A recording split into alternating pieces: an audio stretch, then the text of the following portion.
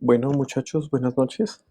Es un gusto tenerles compartiendo conmigo en este momento durante la transmisión de la clase. Creo que esa melodía es propia para parte de las situaciones que estamos viviendo, porque finalmente no podemos perder la fe de que todo va a estar bien y que será necesario es que sigamos trabajando juntos para lograr salir adelante en medio de toda esta contingencia. Que anhelo volver a verlos próximamente, sabiendo que con una y otra situación en medio de cualquier cosa son ustedes personas valiosas y pues realmente me hace mucha falta poder interactuar con ustedes. Ah, Básicamente he escogido el Facebook Live como el medio a través del cual vamos a hacer la transmisión de nuestra clase en directo, toda vez que pues ofrece un poco de menos intermitencia que aplicaciones como Zoom. Entonces pues nada, lo que vamos a plantear en este momento se va a desarrollar de la siguiente manera. Ajá, primero ustedes tienen en su pantalla a la vista las diapositivas en donde están expuestos los temas que vamos a abordar hoy. Yo voy a empezar a explicarlos uno a uno y en algunos puntos me detendré para regresar a la caja de comentarios de la transmisión en Facebook en aras de verificar si hay alguna duda o inquietud que se deba absolver. Bajo este esquema, la idea es que pueden preguntar, estamos totalmente sincrónicos en este momento, no hay ningún problema, pregunten que para eso estoy acá. Sumado a eso, entiendo que muy probablemente muchos no tienen la posibilidad de compartir en este momento con nosotros. Trabajo, ocupaciones, es apenas normal. Entonces, la idea es que una vez termine la transmisión, el video va a quedar subido tanto en Facebook, en el perfil en el que estamos llevando a cabo la transmisión, como en el aula virtual. No obstante, quienes tengan la posibilidad de compartir en directo con nosotros, pues aprovechenlo porque básicamente a través de la misma podemos absorber dudas en tiempo real. Así las cosas, creo que ya hemos dado un compás suficiente de tiempo para que se conecten. Entonces vamos a empezar con el desarrollo de nuestra clase. Mm, Estimados míos, pues para efectos de dar inicio es importante poner de presente lo que ya se ha hecho. Ustedes saben que yo siempre recapitulo lo que se ha venido abordando. Con ustedes hemos hablado ampliamente de lo que tiene que ver con la esencia del contrato de trabajo, los principios, ajá, sus fundamentos. Recuerdo que inclusive hemos tratado a profundidad fenómenos que tienen su raigambre en el aspecto constitucional y hasta antes de la situación que se nos presenta con el COVID, perdón, habíamos empezado a hablar acerca de algunos temas puntuales de cara al contrato individual de trabajo. Para la semana anterior de clase, es decir, la que fue posterior a nuestra semana de exámenes, lo que hicimos fue seguir las pautas institucionales y cargar en el aula virtual videos con material de apoyo para el desarrollo de la asignatura. Así ustedes entonces cuando se han dirigido, espero que lo hayan hecho y quienes no les invito a que lo hagan, cuando se han dirigido al aula virtual de la institución a mirar mi asignatura, se han encontrado que hay unos videos acerca de lo que tiene que ver con contrato individual de trabajo de cara a sus requisitos de validez y a los requisitos esenciales o los elementos esenciales que lo integran. Allí ya hemos abordado esos aspectos. Y pues además de eso, insisto, hay suficiente material de apoyo para que ustedes puedan pues abordar la temática. Ahora bien, el día de hoy vamos a continuar hablando acerca del contrato individual de trabajo. De cara al mismo, vamos a hablar acerca de un conjunto de generalidades. ¿Y estas generalidades a qué van a atender? Uno, tiene que ver con el contrato individual de trabajo y algunos fenómenos que se pueden dar en la ejecución durante el paso del tiempo. Y dos, vamos a hablar acerca de las partes dentro del contrato individual de trabajo, poniendo desde ya de presente que en lo que respecta al trabajador no vamos a hacer mucho hincapié, pero ya lo veremos en su momento. Así las cosas, siguiendo esa lógica, lo que vamos a hacer en cada paso es hacer lectura o referencia al fundamento normativo, pues que da lugar a la institución jurídica que vamos a abordar, para luego entrar ya puntualmente a hacer las explicaciones del caso. Así las cosas, el primer fenómeno que vamos a ver se va a conocer con el término de la palabra concurrencia. ¿Qué pasa con la concurrencia? La concurrencia es un fenómeno jurídico en el tiempo respecto del cual tenemos que hacer un fraccionamiento de lo que nos plantea el articulado, poniendo de presente que se encuentra dividido en dos subestructuras. Uno, donde nos va a hablar acerca de cuando el contrato se presente involucrado o en concurrencia con otro u otros. ¿Esto a qué nos va a llevar? A afirmar primero, a definir, en este caso, qué es eso de la concurrencia. Esa es la primera pregunta que tenemos que responder y lo vamos a hacer tomando como referente la primera parte del artículo que se encuentra subrayada. Una vez hayamos superado este aspecto, entraremos a mirar qué es lo que pasa en la segunda parte del artículo. Así las cosas. De acuerdo con el artículo 25 del Código Sustantivo del Trabajo, nos va a decir lo siguiente. Aunque el contrato de trabajo se presente involucrado o en concurrencia con otro u otros, no pierde su naturaleza y le son aplicables, por tanto, las normas de este código. Entonces, vamos a explicar esta primera partecita, esa primera parte que se encuentra subrayada. ¿Y qué vamos a plantear de cara a ella? ¿Cómo la vamos a desarrollar?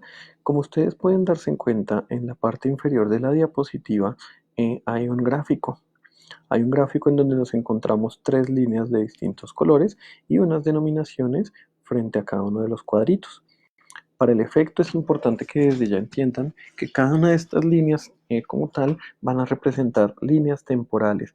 Por eso, además de la línea en un determinado color, vamos a tener también un relojito, que es el que nos va a indicar que es una línea temporal.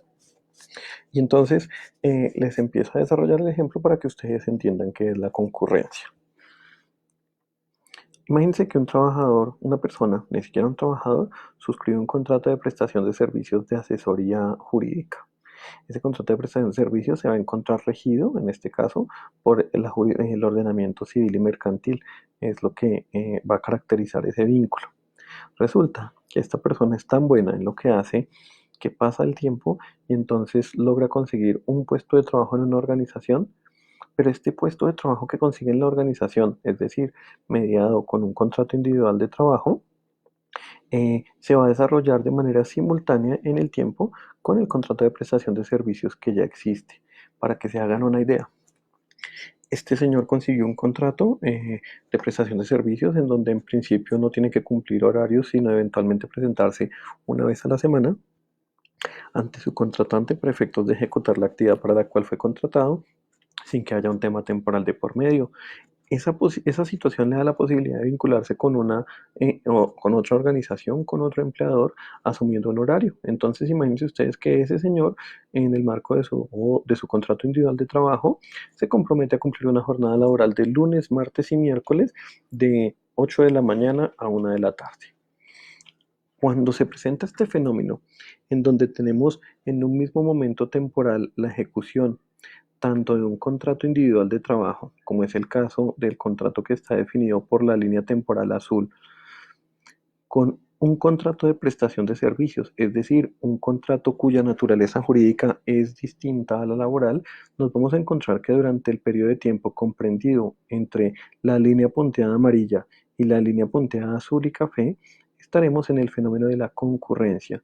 ¿Qué quiere decir esto? Que el contrato individual de trabajo se está ejecutando en el tiempo de manera simultánea con otros contratos de naturaleza diversa. Pero sigamos sumando elementos. Ese señor es tan bueno, tan bueno, tan bueno que cualquiera de los dos, sea el empleador o sea el contratante del marco de la prestación de servicios, lo llama un día y le dice, venga mi amigo, usted es tan bueno como asesor y también, o acá, en el rol que cumple al interior de la empresa, que queremos que se haga socio de la organización.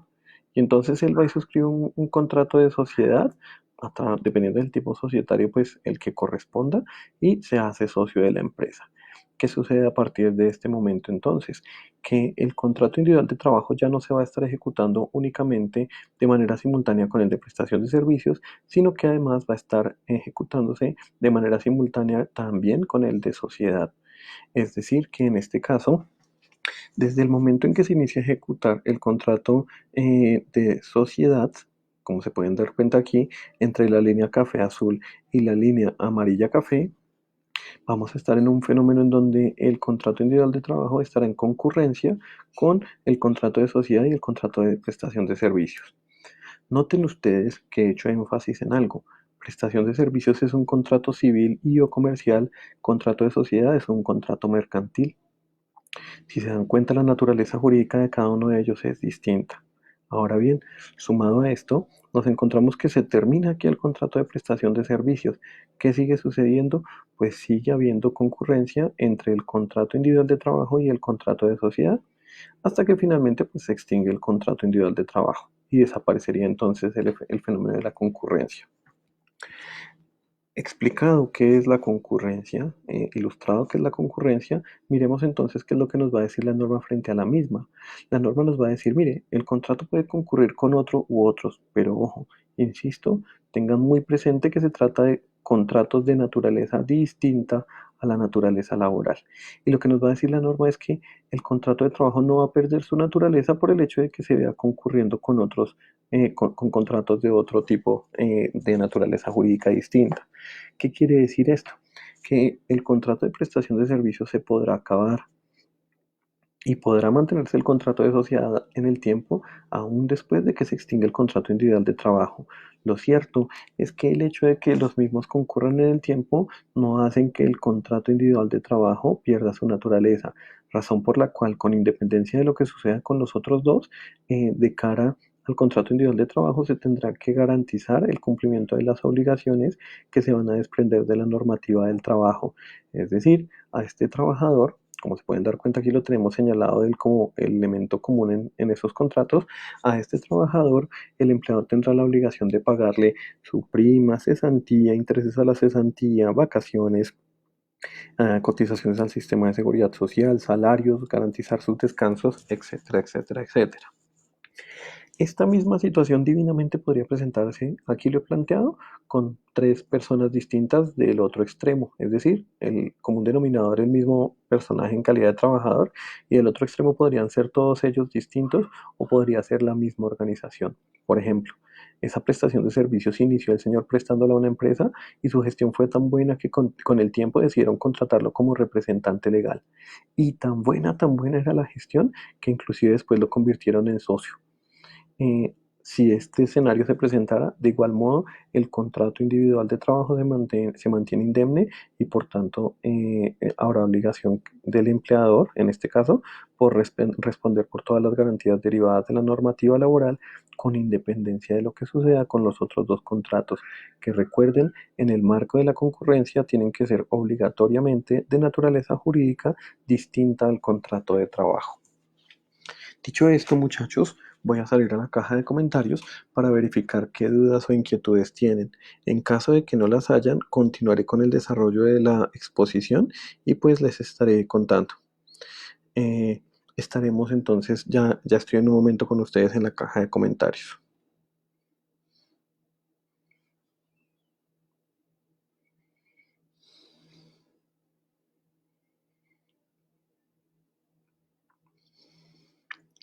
A ver, entonces, saludos, profe, permiso para ingresar a la clase. Pablo Peñaranda, mi amigo, llegaste un poco tarde.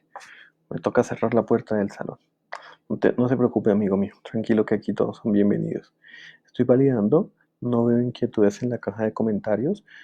Podría yo suponer que el tema puede estar asociado también al hecho del retraso que pueda estar representando en este momento la transmisión, entonces no hay lío.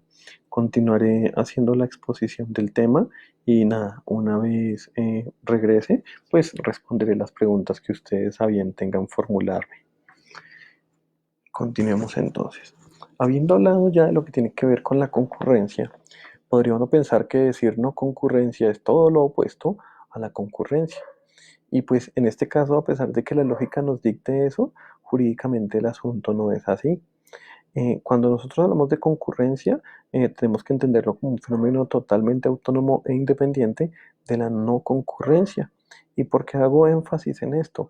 Porque dentro del código sustantivo, eso sí, varios artículos más adelante, en el artículo 44, nos vamos a encontrar con la institución jurídica de la no concurrencia. ¿Y cuál es el problema?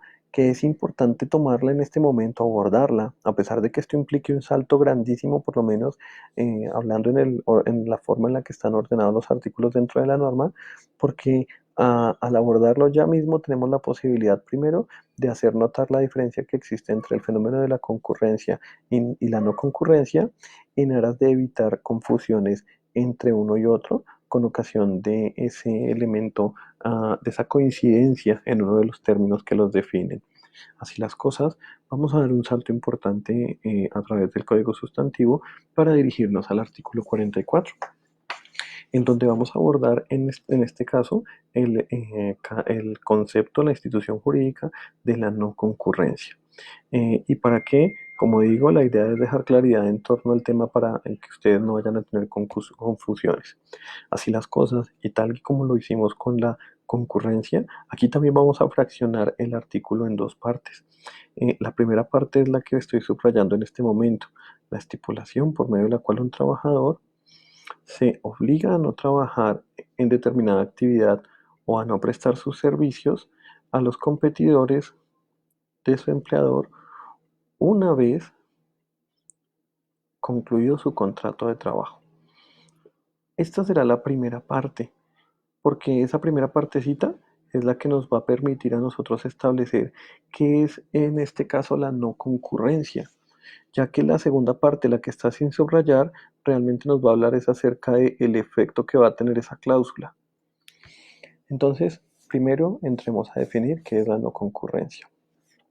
La no concurrencia es, como lo dice la norma, la cláusula mediante la cual yo, trabajador, me obligo en favor de mi empleador durante la vigencia de la relación contractual para no celebrar contratos de trabajo para la misma actividad o para la competencia o una actividad determinada una vez se termina mi contrato. Entonces pongo el ejemplo. Ustedes bien saben que pues mi vida profesional, gracias a Dios, se ha desarrollado en gran parte gracias a la corporación. Mi experiencia docente, tanto en pregrado como en posgrado, he tenido la oportunidad de desarrollarla ahí y pues es algo que agradezco inmensamente.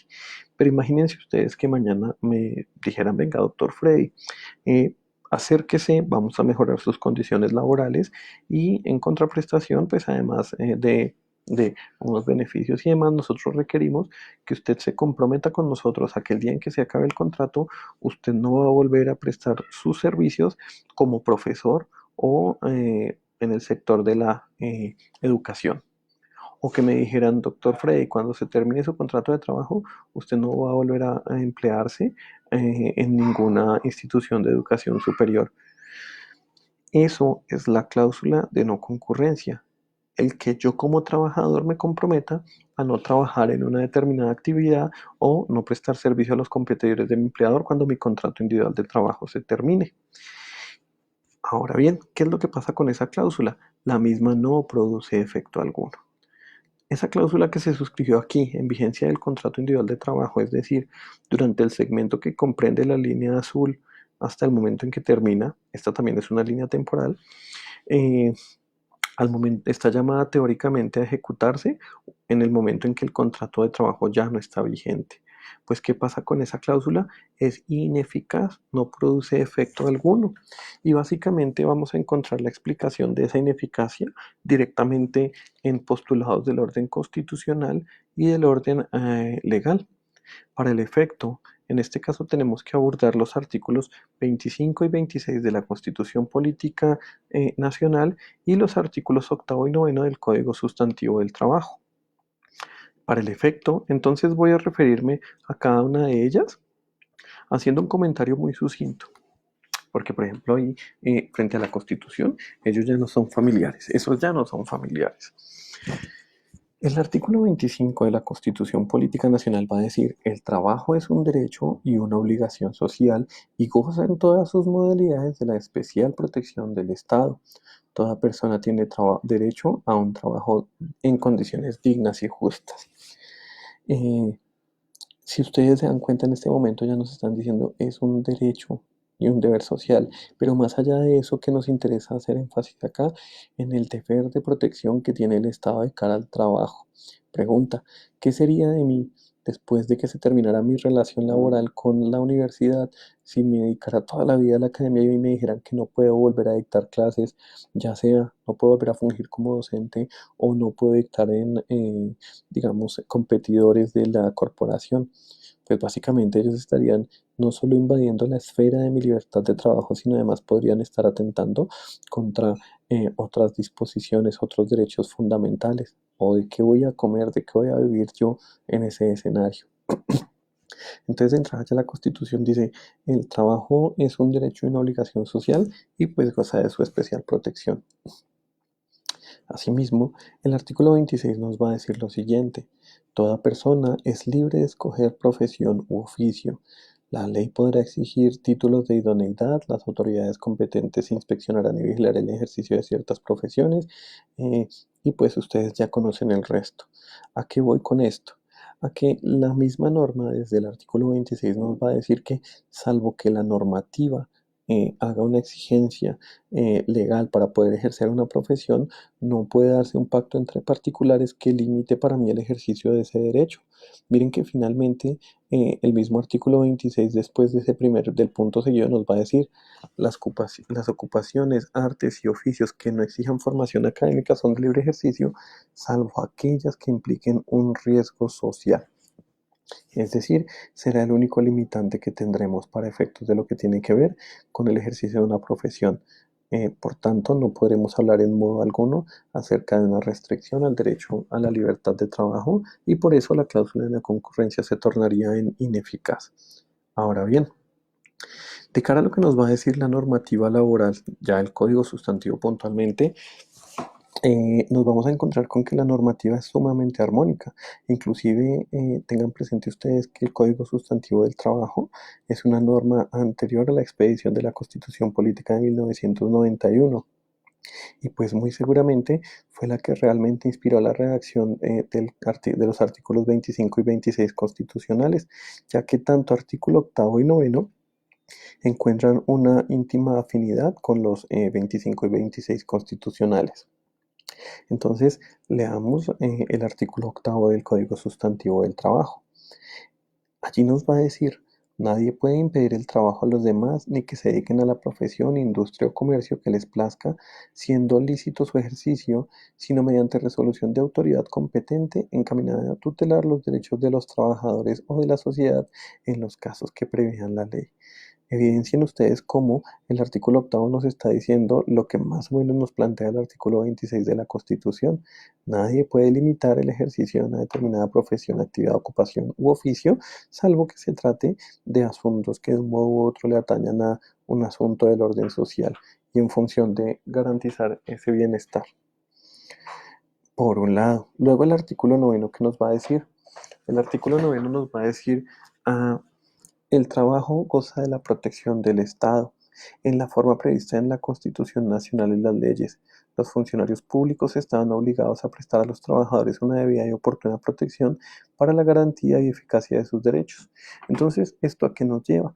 Esto es más o menos, si ustedes evidencian, artículo noveno tiene una íntima relación con el artículo 25, porque es que lo que nos va a decir ahí es que el trabajo goza de la protección del Estado.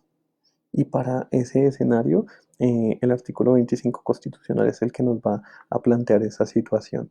Ahora bien, para resumir entonces esta parte del tema, la cláusula de no concurrencia, ¿qué es? La cláusula de no concurrencia es aquella mediante la cual el trabajador se obliga a no prestar sus servicios para una determinada actividad o los competidores de su empleador cuando ha finalizado el contrato. Eso es la cláusula de no concurrencia. ¿Y qué sucede en el ordenamiento jurídico colombiano con las cláusulas de no concurrencia? Que son ineficaces, no producen efectos, no están llamadas a prosperar. Bajo este esquema, estimados míos, saldré nuevamente a la caja de comentarios para efectos de validar si tienen alguna duda o inquietud y entrar a absolverla. Entonces, Pedro Lozano me dice, profe, ¿es requisito que sea en la misma empresa? No, pero no es requisito que sea en la misma empresa. En el ejemplo que planteé de cara a la concurrencia, de entrada manifesté que esto podía ser con el mismo, digamos, el mismo extremo opuesto, ah, o distintos. El primer ejemplo inclusive lo planteé en función de decir, mire, tiene un contrato de prestación de servicios, luego por otro lado logró conseguir un contrato de trabajo y además de eso un contrato de sociedad. Inicialmente los planteé así fraccionados, entonces no es requisito que sea una misma empresa. Jorge Andrés Linares, el único contrato que no desaparece es el de el individual de trabajo. No, mi estimado Jorge Andrés, no es que no desaparezca. Lo que va a suceder es que aun cuando el contrato individual de trabajo se vea en el tiempo ejecutado de manera simultánea con otros contratos de naturaleza distinta al contrato laboral, pues el contrato laboral seguirá teniendo todas sus garantías. No va a pasar, por ejemplo, que por el hecho de que el trabajador con su contrato individual de trabajo firme además un contrato de prestación de servicios, pierda derecho alguno de cara a las garantías mínimas laborales. Entonces, pues, eso no hay lío con eso, no hay lío no quiere decir que desaparezca. William Castañeda Valencia me dice, profe, ¿la concurrencia sería como una cláusula de exclusividad y o confidencialidad? No, William. La concurrencia no sería una cláusula de exclusividad ni de confidencialidad. La concurrencia es una cláusula, ni siquiera es una cláusula. Estaría usted eventualmente confundiendo la concurrencia con la no concurrencia, que son dos cosas bien distintas. Y básicamente por eso las he explicado en ese orden. La concurrencia es un fenómeno jurídico temporal en el cual el contrato se ve pues coincidiendo en el tiempo en su ejecución con otros contratos de naturaleza jurídica distinta de la laboral. Mientras que eventualmente tal vez lo que usted me está planteando cuando me dice de exclusividad y o confidencialidad hace más alusión a una posible confusión en la cláusula de no concurrencia. La cláusula de no concurrencia es una cláusula que se suscribe durante la vigencia de la relación laboral para producir efectos después de que se termina la relación laboral. Es decir, mientras yo tengo trabajo, me obligo en favor de mi empleador a no prestar mis servicios a la competencia o dentro de una determinada actividad académica, eh, o a la competencia o dentro de una determinada actividad académica una vez se extingue el contrato individual de trabajo. Entonces, en este caso, no es una exclusividad, mi estimado William, ni tampoco una cláusula de confidencialidad. No voy a ahondar mucho en la exclusividad, básicamente porque ya vamos a hablar de ese tema un poco más a fondo. Y frente a la de confidencialidad nos vamos a encontrar es a, con el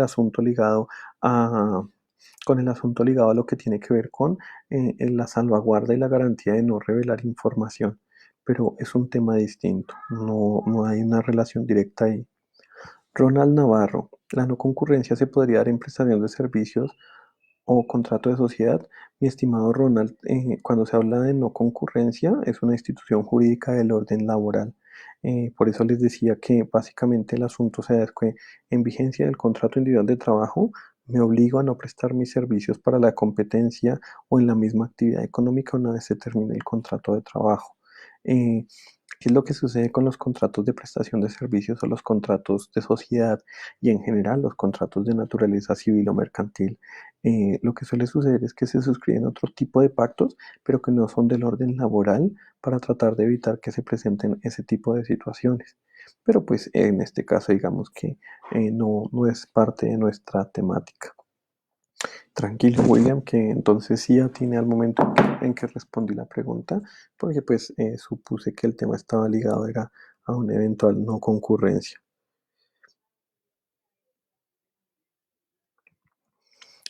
Mm, Teniendo en cuenta que no llegan más inquietudes a la caja de comentarios, voy a remitirme nuevamente a la presentación en diapositivas para efectos de continuar ilustrando a ustedes el tema. En esta ocasión, entonces vamos a dar otro salto importante y ese salto lo vamos a dar nuevamente hacia atrás porque nos vamos a remitir al artículo 26 del Código Sustantivo del Trabajo. En ese artículo, perdonen ustedes, en ese artículo como tal, lo que tenemos de frente es un fenómeno que se da a conocer con el término de coexistencia y vamos a devolvernos básicamente porque pues es el que hay pegadito a la concurrencia, pero además de ser el que está ahí pegadito a la concurrencia, es un fenómeno jurídico temporal que va a pues digamos mm, afectar eventualmente, que puede verse, en el que se puede ver inmerso el contrato individual de trabajo. Perdón, por favor, qué pena. Dicho esto, entonces sigamos la lógica y la dinámica que hemos planteado hasta ahora.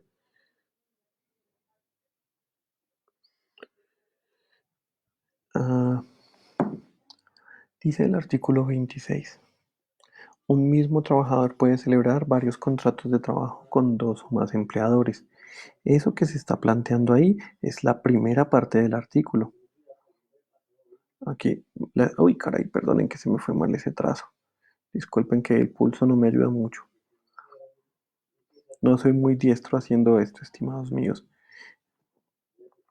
Esta es la primera parte. La primera parte viene aquí, en donde básicamente la norma nos define qué es coexistencia y luego nos vamos a encontrar con la segunda parte en donde nos va a establecer una excepción como tal al fenómeno que se está planteando. Inicialmente expliquemos qué es la coexistencia para luego entrar a entender qué es la cláusula de exclusividad. Si ustedes se dan cuenta, en esta gráfica también tenemos tres líneas temporales, morado, verde y amarillo. Y tenemos también un empleador 1, empleador 2 y empleador 3, ¿cierto? Teniendo siempre como común denominador en todas las relaciones laborales que están ahí planteadas al mismo trabajador. Entonces, ¿qué va a suceder en este caso? La norma nos dice un mismo trabajador puede celebrar contratos de trabajo con dos o más empleadores. Como ustedes evidencian, aquí tenemos las mismas tres líneas y ya no estamos hablando de prestación de servicios ni de sociedad, sino de contratos individuales de trabajo. Como también pueden evidenciar ustedes, arrancan en distintos momentos temporales. Pero, ¿qué se va a suscitar acá?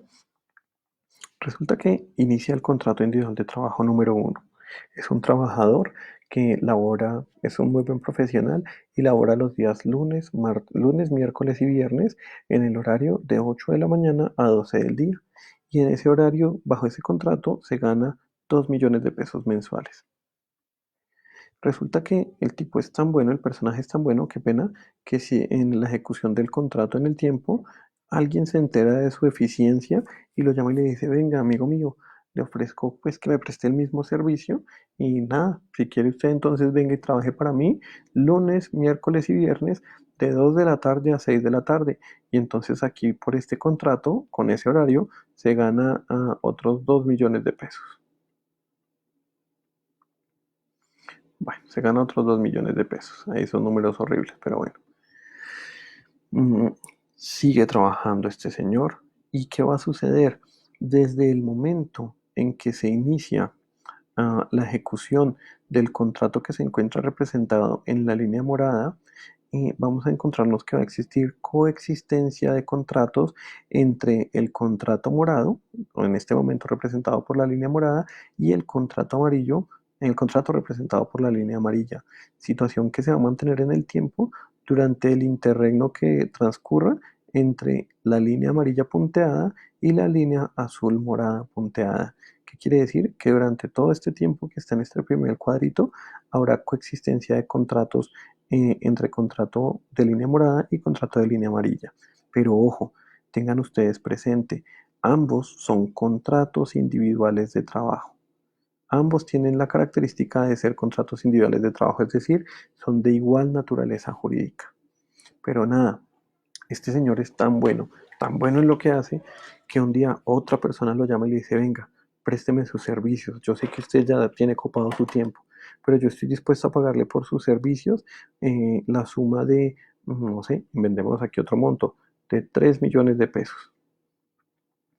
Y esos 3 millones de pesos se los voy a pagar para que usted tenga la amabilidad de venir y trabajar para mí los días martes y jueves en el horario de, no sé, 12 de 1 de la tarde a 6 de la tarde. A partir del momento en que se celebra el tercer contrato individual de trabajo, vamos a tener entonces que hay coexistencia de contratos Pues en un primer momento solo dos, y a partir del momento en que se suscribe el contrato representado por la línea verde, habrá coexistencia de tres contratos, es decir, en el tiempo se estarán materializando tres contratos individuales de trabajo de manera simultánea. Siguiendo esta historia entonces, pues nada, un día se acabó el trabajo del contratico amarillo, sigue habiendo coexistencia entre el contrato de la línea morada y el contrato de la línea verde, y finalmente, después de un tiempo, se acaba también el contrato de la línea morada y queda vigente únicamente el contrato de la línea verde. Eso es la coexistencia de contratos. Cuando un trabajador celebra contrato con dos o más empleadores distintos. Ahora bien, ¿qué tenemos que decir de cara a cada uno de ellos? Que con independencia de que se trate de un mismo trabajador frente a tres empleadores distintos, en cada contrato se asumirán las obligaciones y los derechos que correspondan, pues tratándose o tomándose como si esa fuera la única relación laboral. Entonces, ¿qué va a pasar? Que tanto el empleador 1, el empleador 3, 2 y 3 tendrán la obligación durante la vigencia del contrato de pagar salarios, cesantías, intereses a la cesantía, prima de servicios, vacaciones, conceder los descansos remunerados, es decir, de garantizarle al empleador, al trabajador, todos los derechos propios de la normativa laboral. Sumado a eso, que es algo que me preguntan con mucha frecuencia, ¿y qué pasa con las cotizaciones al sistema de seguridad social? Pues, estimados amigos míos, en ese caso tendrá el empleador la obligación, empleador uno, cotizar a favor del trabajador al sistema de seguridad social en salud, pensión, riesgos laborales, caja de compensación, etcétera, etcétera, sobre la suma de los 2 millones que le paga a título de salario. Lo mismo tendrá que hacer el empleador número 2 del contrato representado por la línea verde, pagando sobre 3 millones de pesos. Y de igual modo lo hará el empleador número 3, el de la línea representada en la relación laboral representada por la línea amarilla, sobre la suma de 2 millones de pesos. En términos prácticos, pues cada uno cumplirá con su obligación de manera individual, y de cara al trabajador, con lo que nos vamos a encontrar es que él se afiliará como dependiente en cada uno de los contratos individuales de trabajo, teniendo que, sí, por aquí gano 2, por aquí gana 3 y por acá gana 2, pues en la práctica este señor tendrá un ingreso base de cotización equivalente a 7 millones de pesos, porque le tendrán que hacer cotizaciones por cada uno de los contratos. Ahora bien, terminando de cerrar ya la idea frente a lo que tiene que ver con la coexistencia, nos vamos a encontrar entonces que la norma nos va a plantear también lo que tiene que ver con la exclusividad. ¿Qué pasa con la exclusividad? Lo que va a decir la norma es que un trabajador puede celebrar contratos de trabajo con dos o más empleadores, pero ojo, si él pacta cláusula de exclusividad, no puede darse ninguna de estas figuras. Si, por ejemplo, ese trabajador en el contrato representado por la línea amarilla celebra una cláusula de exclusividad, no puede darse nada de esto. Es decir, no puede haber lugar a la coexistencia de contratos. Así las cosas, entonces, ¿con qué tipo de situaciones nos podemos encontrar? Nos podemos encontrar con que la cláusula de exclusividad es un asunto sumamente delicado cuando uno pretende hacerlo valer, básicamente porque inclusive desde su redacción se debe ser muy cuidadoso. Podemos encontrarnos una cláusula totalmente rígida de exclusividad, en donde básicamente se diga el trabajador se compromete a prestar sus servicios de manera exclusiva para un solo empleador. Si se hiciera así, el trabajador no puede, bajo ninguna circunstancia, prestar servicios a otros. No obstante, se encuentra uno que en la práctica, al momento de formular esta cláusula, se pueden cometer errores. Por ejemplo, al interior del aula virtual les he dejado una sentencia de la Corte Suprema de Justicia en donde se habla de este tema. Y en ese caso, ¿qué sucedió? El trabajador era una persona que prestaba sus servicios en un cargo de dirección, manejo y confianza al interior de una institución de educación superior. Dentro del contrato se pactó que había una cláusula de exclusividad, pero la cláusula se pactó en los siguientes términos. El trabajador se compromete a no prestar sus servicios a otros empleadores durante la jornada de trabajo o durante la jornada laboral. Y además, a pesar de tratarse de un cargo de dirección, manejo y confianza, pactaron un horario en el cual él asistía 4 horas diarias a su puesto de trabajo. ¿Qué pasó con este señor? pues que teniendo en cuenta su nivel de formación y demás, con el tiempo suscribió contratos de prestación de servicios con otras organizaciones, su empleador lo descubre y termina el contrato individual de trabajo, aduciendo que se había desconocido la exclusividad. Básicamente, cuando esto se va a instancias jurisdiccionales, en su trasegar tuvo una dinámica en donde primera instancia niega, segunda instancia niega, y pues no les cuento qué es lo que pasa en Corte Suprema de Justicia. Les dejo la inquietud para que por favor vayan y miren la sentencia, pero finalmente se habla en todo, en el fallo como tal, acerca de la exclusividad. Dicho esto, estimados míos, voy a salir nuevamente a la caja de comentarios para verificar si ustedes tienen alguna duda e irla respondiendo gradualmente. Les pido me permitan un segundo si son tan gentiles. Vamos a la caja.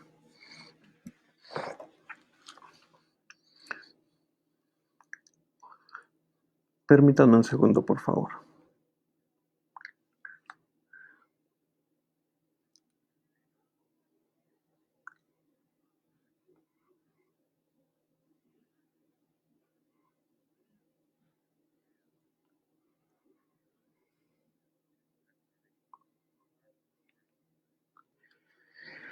Ah, bueno, en la caja de comentarios entonces, Hugo Ernesto Quiroga Borges me pregunta, ¿cómo se manejaría la afiliación a Seguridad Social estando de frente a la coexistencia? Nada, mi estimado Hugo Ernesto, sencillo. Cada empleador tendrá que afiliar a ese trabajador, pues como dependiente, pero tendrá que afiliarlo y pues cada uno tendrá que pagar salud, pensión, riesgos laborales, lo que tiene que ver con afiliaciones a caja de compensación, cada uno tendrá que hacerlo, porque pues en principio, digamos que quien tiene la coexistencia es el trabajador, pero pues, insisto, cada uno lo tiene que hacer como si nada más, llevando cada contrato de manera independiente, porque pues para el empleador como tal, él es un empleador, punto. Ya que el trabajador tenga coexistencia de contratos es otro asunto. Bueno, no, bueno. Carlos Toro, profesor, buenas noches. ¿Cuál es el nombre de la sentencia? Mi estimado Carlos, permítame valido en el aula virtual porque es donde la tengo cargada. Ya le comparto ese dato, pero pues la misma como tal se encuentra subida allí. La idea es que por favor ingresen al aula virtual porque no es el único material que les he dejado. A lo largo de estas 2 semanas he ingresado material al aula, además de los videos de las clases de la semana pasada, y pues ahí ya está cargada la sentencia. No obstante, y en aras de responder a su inquietud, la sentencia como tal es la siguiente. Perdóneme un segundo. Chun, chun, chun. La sentencia es la SL 1715 del 2016 de la Corte Suprema de Justicia. Mm, ya le comento, magistrado ponente, deme un segundo, por favor. Magistrada ponente Clara Cecilia Dueñas Quevedo, radicación número 48715 del 27 de enero de 2016. Esa es la sentencia como tal. Les invito por favor de todas formas verifique en el aula virtual porque ahí ya está cargado ese material. Mm, Pedro Lozano Contreras, si se incumple la exclusividad, ¿acarrea automáticamente sanción al empleado o esta debe pactarse? Mi estimado Pedro, la violación, el desconocimiento de eh, de la cláusula de exclusividad da lugar inclusive a la terminación del contrato, pues con justa causa. Pablo Peñaranda, no, Pablo, no es una sentencia de constitucionalidad, es una sentencia de Corte Suprema de Justicia, la que yo les estoy refiriendo. Ah, perdón, un segundito, miramos aquí. Sí, la sentencia que les estoy refiriendo es una sentencia de Corte Suprema de Justicia. Entonces, para que lo tenga presente, por favor. SL 1715 de 2016. Ahora, si lo que usted me está refiriendo, deme un segundito. Jorge Andrés Linares, ¿en la coexistencia debe el empleado mencionar a sus empleadores que está trabajando con otras empresas? No, no debe mencionarlo, no está obligado. No obstante, es sano que lo haga desde un comienzo porque, pues, si pretende mantener más de una relación laboral, la idea es que tenga la posibilidad de evitar que unas con otras se crucen y eventualmente puedan generar incumplimientos entre ellas. Entonces, pues no existe la obligación, pero en la práctica como tal es normal que eventualmente eso se dé, ya que si no, finalmente, ¿en qué tipo de escenario se puede ver el trabajador? Se puede ver el trabajador en el escenario de incumplirle a uno o a otro empleador. ¿Por qué? Porque cuando un empleador le requiera para trabajar y él no puede hacerlo por estar prestándole sus servicios a otro, lo más probable que se puede suscitar acá es efectivamente un incumplimiento contractual. Dicho esto, y validando que por ahora no se expresan más inquietudes en la caja de comentarios, volveré a las diapositivas para continuar con la exposición que estoy haciendo. Mm, y pues una vez lo haya hecho, como lo hemos venido trabajando, regresaremos a la caja de comentarios para validar sus inquietudes. En este momento entonces hemos hablado acerca de la concurrencia, la coexistencia, la exclusividad y la no concurrencia.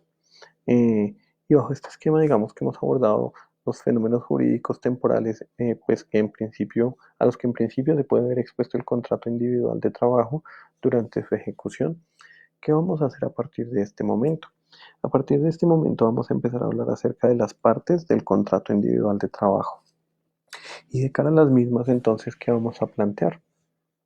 De cara a las mismas, lo que vamos a hacer en este momento es entrar a hablar pormenorizadamente de una de ellas, de la otra no. ¿De qué parte no vamos a hablar pormenorizado? Del trabajador. Razón por la cual voy a hacer unos comentarios muy puntuales frente a la presentación que está en este momento proyectada, pues para que ustedes por favor acudan al aula virtual y puedan agotar esa otra parte. Ah, en el contrato individual de trabajo, como ya lo hemos planteado anteriormente, recuerden ustedes cuando en el video de contrato individual de trabajo planteábamos su definición o cuando hablábamos de la definición de trabajo, siempre decíamos que había una persona que prestaba un servicio, una persona natural que prestaba un servicio a otra y que esa persona que prestaba el servicio se llamaba trabajador y que quien lo recibía era el empleador. Ah, esas van a ser las dos partes del contrato individual de trabajo. Ahora bien, dicho esto, no, de cara al trabajador no voy a hacer muchos comentarios, situación que obedece a lo siguiente. En el aula virtual se encuentra publicado un video, el que se encuentra proyectado en este momento en la diapositiva, en donde lo que se hace es desarrollar el tema de los elementos, de los requisitos de validez del contrato individual de trabajo y los elementos esenciales del mismo. Cuando en desarrollo de esta charla, al hablar de los requisitos de validez, hacemos referencia a lo que tiene que ver con la capacidad y el consentimiento, se hace una mención específica a lo que tiene que ver con el trabajador. ¿Y esto a qué nos va a llevar? Nos va a llevar a dos cosas. Una, que por regla general el trabajador o la persona podrá suscribir un contrato individual de trabajo cuando haya cumplido la mayoría de edad. Esto es una regla a la cual nosotros no somos ajenos porque se aplica generalmente en el derecho así, pero además de eso entonces tendremos que mirar otros aspectos, aspectos como cuáles, como el hecho de que en el mundo del trabajo es posible que un menor de edad labore. Y si lo miramos desde esa perspectiva, entonces tendremos que hacer alusión a dos situaciones. Una, eh, pues el Código Sustantivo del Trabajo en su norma nos va a plantear que desde los 14 años se puede prestar servicios en el marco de un contrato individual de trabajo. No obstante, es importante entonces poner de presente que mm, para interpretar y validar, abordar ese fenómeno, no podemos fiarnos del Código Sustantivo del Trabajo, básicamente porque como tal se ha expedido la Ley 1098 de 2006, la que es llamada Ley de la Infancia y la Adolescencia. Allí nos vamos a encontrar que en su artículo 35 y artículo 114 y subsiguientes va a estar regulado todo lo que tiene que ver con el trabajo de menores de edad. Entonces ahí, ¿qué nos vamos a encontrar? Primero, que para poder laborar una persona menor de 18 años, siempre va a tener que contar con un permiso expedido por el inspector del trabajo o en su defecto por la máxima autoridad administrativa. Asimismo, nos va a plantear que tenemos que dividir los rangos de edad en unas escalas, ya que van a ser unas reglas en cuanto a temas de jornada laboral que se van a aplicar para aquellos menores de edad que tengan cumplidos 17 años y menos de 18. Ese será un primer escaño, una primera subdivisión. Mm, Otras reglas se aplicarán para los menores que tengan 15 años cumplidos y menos de 17, y otro conjunto de reglas se aplicarán para los menores que tengan menos de 15 años. Ahora, en ese caso entonces, insisto, es un tema que se aborda en el video que está subido en el aula virtual. En las diapositivas en este momento encuentran el link y pues pueden evidenciar que está ingresado el video. No obstante, no voy a reproducirlo toda vez que la invitación es que ustedes por favor se dirijan directamente al aula virtual para validar el contenido del video y de lo que les estoy diciendo. Dicho esto, entonces vamos a hablar un poco acerca del empleador. Ah, y pues de cara a lo que tiene que ver con el contrato individual de trabajo, les presento este cuadro sencillo, este sencillo cuadro, en donde hablamos acerca de los fenómenos que se nos pueden suscitar de cara al empleador. Y entonces, ¿qué fenómenos se nos pueden suscitar? Uno, la norma puntualmente nos va a decir quiénes son representantes del empleador.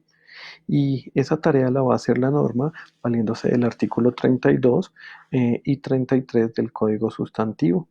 En estos dos artículos nos va a plantear quiénes tienen esa facultad de representación como tal del empleador desde la perspectiva de la taxatividad por un lado y de los roles de dirección, manejo y confianza. Además de esto, va a entrar a decirnos cómo manejar instituciones jurídicas como por ejemplo las sucursales y agencias, teniendo en cuenta que las mismas son figuras propias del derecho mercantil, pero que tienen un manejo especial de cara al mundo del trabajo. Así las cosas, entonces pues vamos a empezar a charlar un poco acerca de los representantes del empleador. Y para el efecto entonces, ¿qué vamos a decir? Primero, que el artículo que nos habla acerca de los representantes del empleador se va a encontrar, digamos que, mm, distribuido en una estructura global y dos estructuras que se van a derivar de esa misma. Es decir, tenemos un párrafo inicial que nos va a decir en términos generales quiénes son representantes del empleador para luego decirnos dentro de esas categorías a quiénes nos podemos encontrar.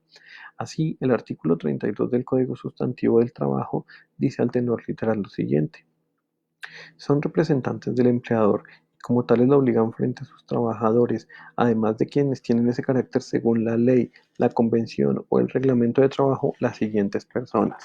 Y ojo, entonces hagamos un alto ahí. Según la ley, pues no tenemos tanto rollo. Encontraremos que es la norma la que va a establecer si una persona es representante o no del empleador frente a los trabajadores. Ahí no me voy a detener mucho. La convención. La convención, básicamente para que ustedes lo entiendan, es un instrumento propio del conflicto colectivo de trabajo y es el documento que se suscribe entre el sindicato y el empleador cuando se ha presentado un pliego de peticiones y pues se logra un acuerdo entre las partes. Resulta que en el marco de una convención de trabajo se podría llegar a decir que el psicólogo de la empresa, para todos los efectos legales, será representante del empleador ante los trabajadores. Si en la convención se establece así, entonces el psicólogo tendrá ese rol de cara a ese grupo de trabajadores en función de un instrumento propio, como ya lo he dicho, del proceso de negociación colectiva. Por otro lado, la norma nos va a decir la convención o el reglamento interno el reglamento de trabajo. ¿Qué pasa con eso del reglamento interno de trabajo? Eso habrán podido evidenciar ustedes muy seguramente en los reglamentos internos de trabajo. En muchas ocasiones se precisa como que venga el conducto regular. Cuando usted tenga una inconformidad o quiera hacer una solicitud, entonces acuda primero al jefe del área. Y si el jefe del área no le atiende o la segunda instancia después del jefe de área, será entonces el coordinador. Y si el coordinador tampoco, entonces llegará usted hasta el director.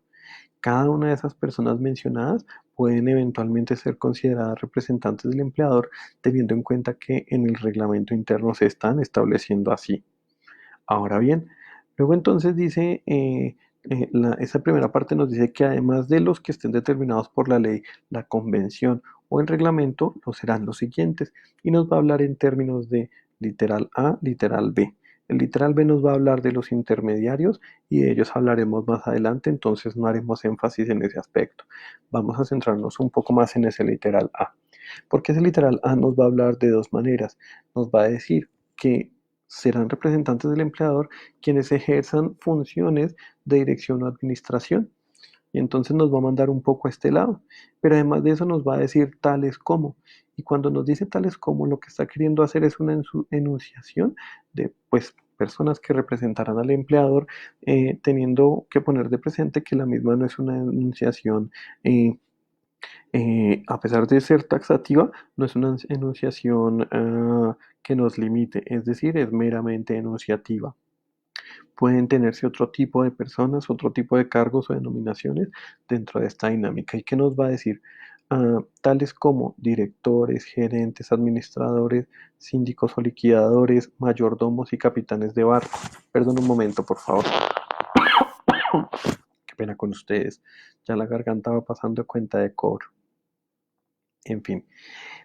Entonces, si se dan cuenta, ahí nos menciona unos roles determinados y luego nos va a decir y quiénes ejercitan actos de representación con la aquiescencia expresa o tácita del empleador. ¿A quiénes nos vamos a encontrar en ese último grupito de quienes ejercen actos de representación con la aquiescencia expresa o tácita del empleador?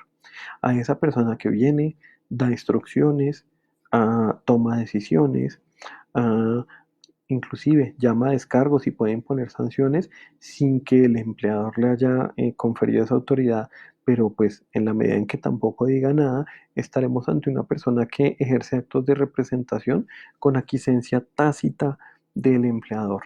Ahora, caso distinto sucede cuando es directamente el empleador quien viene y lo nombra y le dice, mire, usted va a tener estos roles. Aquí tendremos un caso de aquiescencia expresa. Ahora bien, como se han podido dar cuenta, nos hemos centrado en hablar primero frente a lo que tiene que ver con estos escenarios de taxatividad y explicarlos en función de los roles específicos. Eh, Vamos a mirar un poco lo que tiene que ver con esos cargos de dirección o administración que en nuestro ordenamiento se van a conocer como cargos de dirección, manejo y confianza. Y ni siquiera en estricto sentido en nuestro ordenamiento, sino en todo lo que tiene que ver con la doctrina jurisprudencial, todo ese bagaje, el desarrollo jurisprudencial que tenemos. Ahí vamos a hablar es en términos de cargos de dirección, manejo y confianza. Frente a esto es importante entonces tener presente que la norma no nos lo va a definir de fondo. No obstante, la jurisprudencia sí se ha tomado el trabajo de hacerlo, básicamente con la finalidad de evitar que esta institución jurídica se tome como un mecanismo para abusar de ciertos derechos y desconocer garantías a las que el trabajador tiene, pues valga la redundancia, derecho. ¿Por qué lo digo? Es normal encontrarse en algunas organizaciones no muy correctas casos en los que al mensajero de la empresa dentro de su contrato le ponen que es un cargo de dirección, manejo y confianza. Y cuando uno va a validar por qué dicen eso, resulta que es que ellos dicen que no, que es que el mensajero es la persona que lleva documentos de alta confidencialidad y transporta los cheques de la empresa, entonces que por eso él es un cargo de dirección, manejo y confianza. Y las cosas no son así, porque además de simple y llanamente la denominación va a haber un efecto colateral de cara a lo que tiene que ver con el reconocimiento de trabajo extra suplementario. ¿Esto por qué se da? Básicamente porque a los cargos de dirección, manejo y confianza se encuentran excluidos de la regulación de la jornada máxima legal y por tanto a ellos no se les reconoce en principio el valor por concepto de trabajo extra suplementario. Quiere decir que a ese mensajero que denominan de dirección, manejo y confianza, muy probablemente en el marco del pago de su salario, le, le obligan o le conminan a trabajar horas extras o tiempo extra suplementario y no se lo remuneran. Y no se remuneran ¿por qué? Echando mano del caballito de pelea de los cargos de dirección, manejo y confianza. Situación que realmente en este caso es una mala utilización de la figura porque un mensajero no cumple los requisitos exigidos por la jurisprudencia para tener esta denominación. Vamos a mirar un poco eso.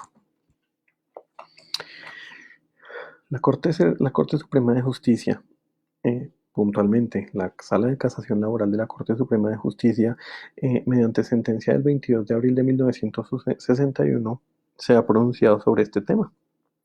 Y dice que los empleados de esta categoría, es decir, los de dirección, manejo y confianza, los de dirección, manejo y confianza, se distinguen entonces primero porque ocupan una especial posición jerárquica en la empresa.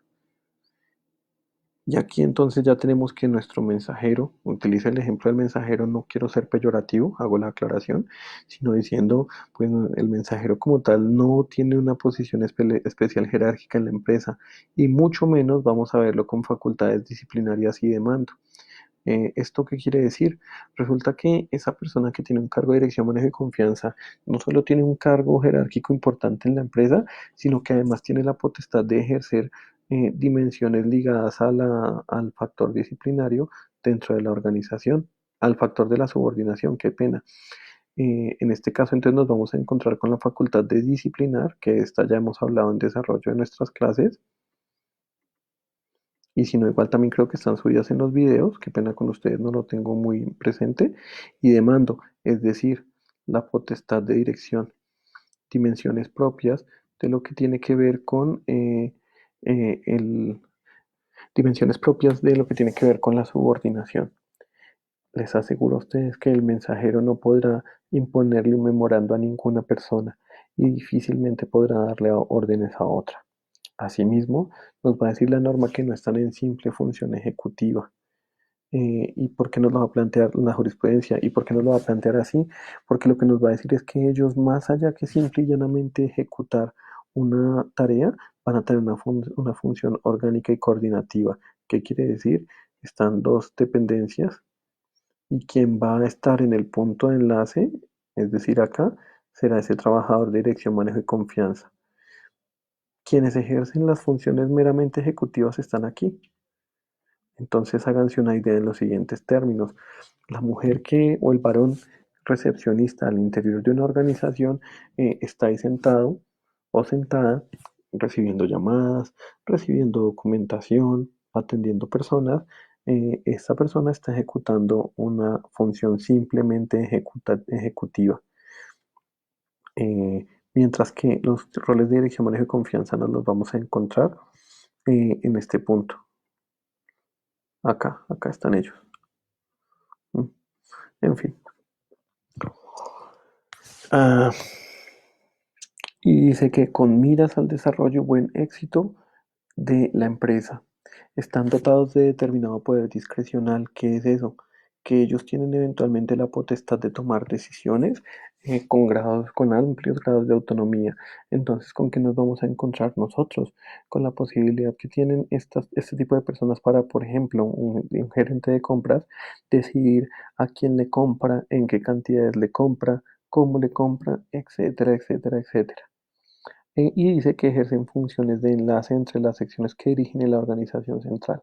Entonces, recapitulemos. Un cargo de dirección, manejo y confianza se caracterizará por ser un rol o ejercer un rol de eh, tener una especial posición jerárquica, tener la posibilidad de ejercer potestades derivadas de la subordinación, como son la disciplinaria y la dirección. Eh, Sirven como punto de enlace, básicamente porque lo que buscan es hacer más eficiente el funcionamiento de la organización. Por cuanto a su actividad, no se limita simple y llanamente a ejecutar una actividad, sino coordinar o sincronizar dos o más dependencias. Bajo este esquema voy a salir nuevamente a la caja de comentarios con la finalidad de validar si tienen ustedes inquietudes al respecto, por favor.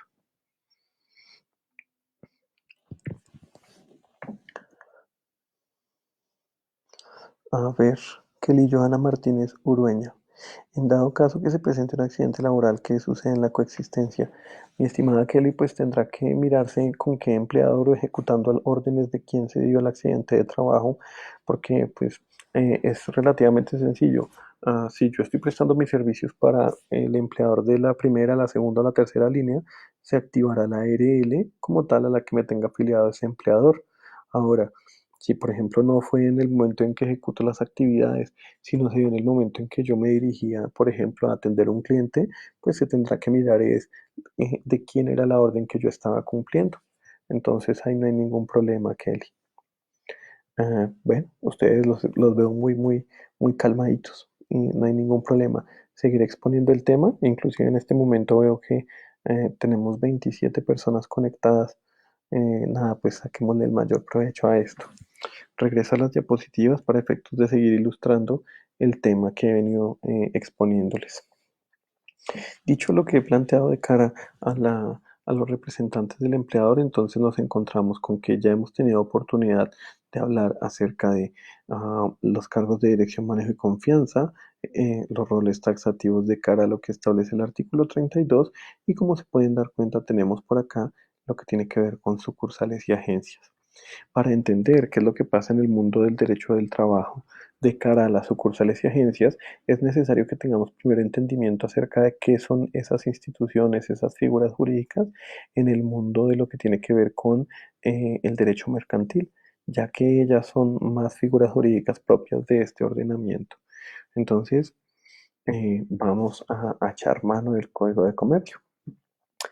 El artículo 263 del Código de Comercio nos va a hablar acerca de qué es una sucursal y nos va a establecer cuáles son las facultades de quienes las administran. Así las cosas, ¿qué vamos a decir?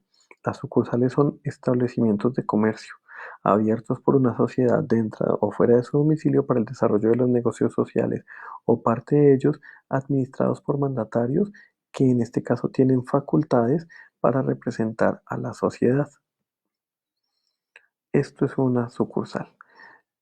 El segunda parte del artículo, el que tenemos en esta parte de aquí, nos va a decir qué es lo que sucede con las facultades que se tienen. Y pues bueno, en la práctica es muy difícil que haya una sucursal en la que el tema no se dé así, pero dice, cuando en los estatutos no se determinen las facultades de los administradores de las sucursales, deberá otorgárseles un poder por escritura pública o documento legalmente reconocido que se inscribirá en el registro mercantil. A falta de dicho poder, se presumirá que tendrán las mismas atribuciones de los administradores de la principal. Entonces, esto para decir que siempre, siempre, siempre, siempre, siempre una sucursal tendrá un representante legal. Siempre, siempre, siempre la sucursal contará con un representante legal. Entonces, pues, con independencia de lo que en el aspecto comercial, el manejo que se dé, siempre tendremos a una persona. Por otro lado, desde el punto de vista mercantil, el artículo 264 nos va a decir que las agencias son establecimientos de comercio, igual que la primera, miren ustedes, igual que la sucursal, salvo que aquí no hay poder para representar. Quiere decir que las agencias son establecimientos de comercio sin representación legal. Eventualmente habrán administradores, pero no representantes legales. Dicho esto, entonces, ¿qué va a pasar con estas dos instituciones jurídicas de cara al derecho del trabajo? Porque entonces el derecho del trabajo se podría ver limitado su ejercicio de cara a lo que tiene que ver con las agencias. Imagínense, si no hay representante legal, ¿cómo haría yo para notificar una reclamación laboral? Sencillo. El artículo 33 del Código Sustantivo nos va a resolver esa inquietud en los siguientes términos. Nos va a decir, los empleadores que tengan sucursales o agencias dependientes de su establecimiento en otros municipios distintos del domicilio principal deben constituir públicamente en cada uno de ellos un apoderado, con la facultad de representación en juicios o controversias relacionados con los contratos de trabajo que se hayan ejecutado o deban ejecutarse en el respectivo municipio. A falta de apoderado, y esta es la parte, digamos, más fuerte, se tendrán como hechas al empleador las notificaciones administrativas o judiciales que se hagan a quien dirija la correspondiente agencia o sucursal y éste será solidariamente responsable cuando omita darle al empleador aviso oportuno de tales notificaciones. Entonces, ¿qué es lo que nos está diciendo? Pues de cara a las sucursales en principio no vamos a tener problema. Desde el derecho mercantil, las mismas ya por excelencia vienen con la exigencia de que tiene que haber un representante legal. Pero de cara a las agencias nos vamos a encontrar con que en caso de que no se haya nombrado un apoderado para representar al empleador en asuntos de orden laboral, lo que va a decir la norma es que pena. Si usted no nombra a nadie, lo que vamos a hacer es notificar al administrador de esa agencia y nada, pues se entenderá que usted está notificado, siendo responsable el administrador solidariamente en caso de que se demore en informarle a usted de lo que le hemos tratado de informar. Entonces, todo este carretazo a qué nos lleva en términos prácticos. Les voy a contar con dos ejemplos. Uno, frente a las sucursales. Como ustedes bien saben, en mi experiencia profesional he tenido oportunidad de ser asesor de empresas de servicios temporales y ya les he compartido antes que una de las empresas usuarias de esa empresa, de las empresas de servicios temporales, en un caso, son bancos. Si ustedes miran, los bancos tienen sucursales. Cada oficina de atención de una entidad financiera se llaman sucursales bancarias. Quiere decir que en el marco de su constitución están regidas, reguladas por lo establecido en el artículo 263. Por tal razón, los gerentes de cada una de las oficinas de los bancos pues tienen la potestad de representar a esa sociedad. No obstante, ¿con qué se encuentra uno en la práctica? Con lo siguiente. Ah, de cara a mi experiencia, entonces, imagínense que en algunas ocasiones nosotros nos hemos visto demandados en litis consorcio con esta empresa usuaria. Y esto ha pasado tanto en Bogotá como fuera de Bogotá. Y cuando nosotros acudimos a los procesos que tienen lugar en la ciudad de Bogotá, allá llega el representante legal para asuntos judiciales acompañado de un abogado. Y él es el que va a todos los asuntos, a todos los pleitos.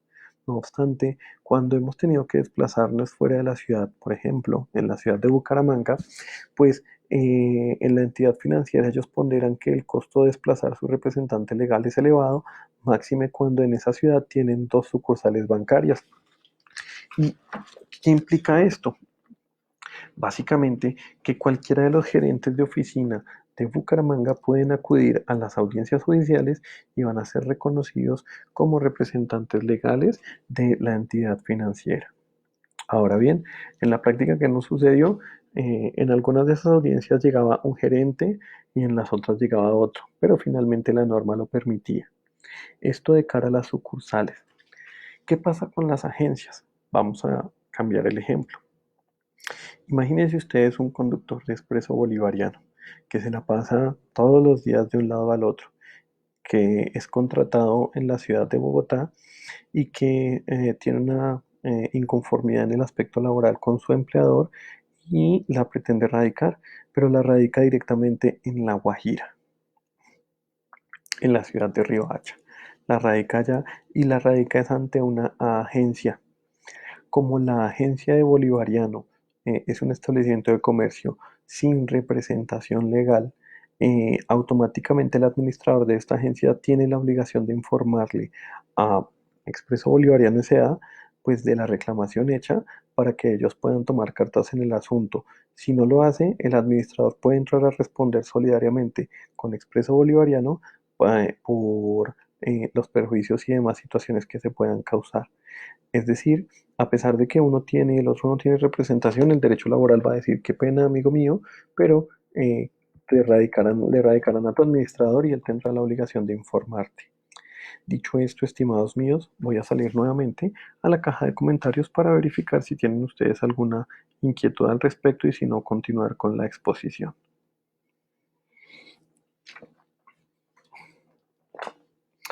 Mm, Norma Camacho.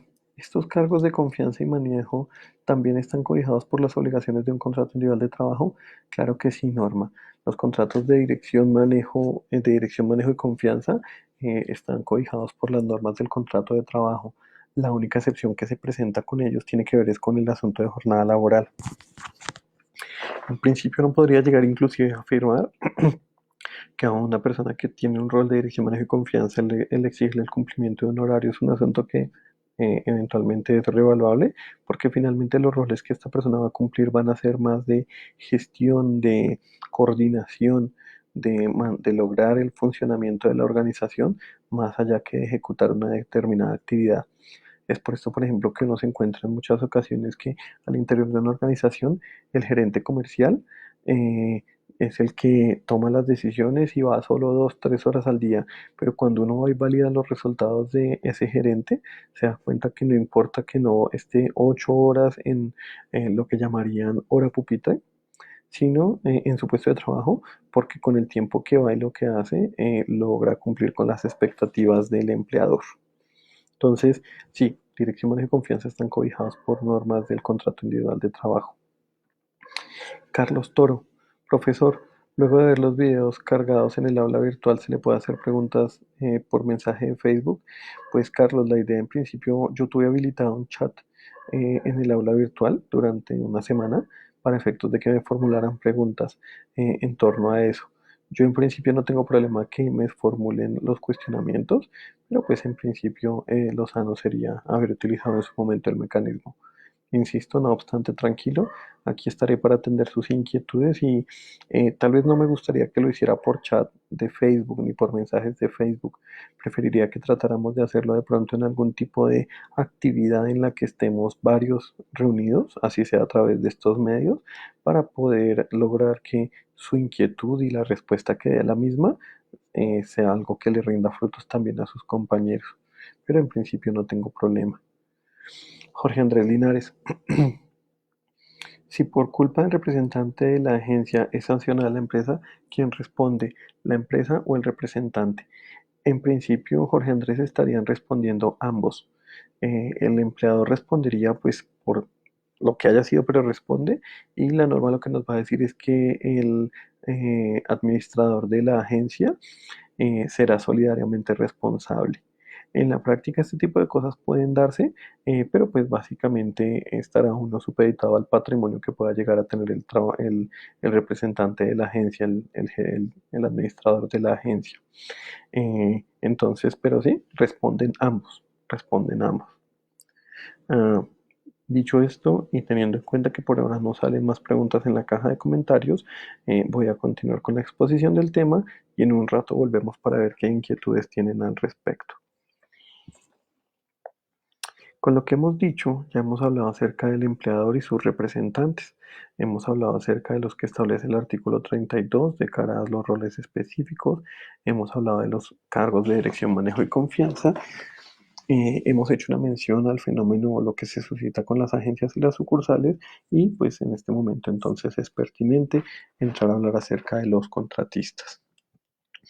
De cara a lo que tiene que ver con los contratistas, vamos a hablar primero partiendo de la regla general.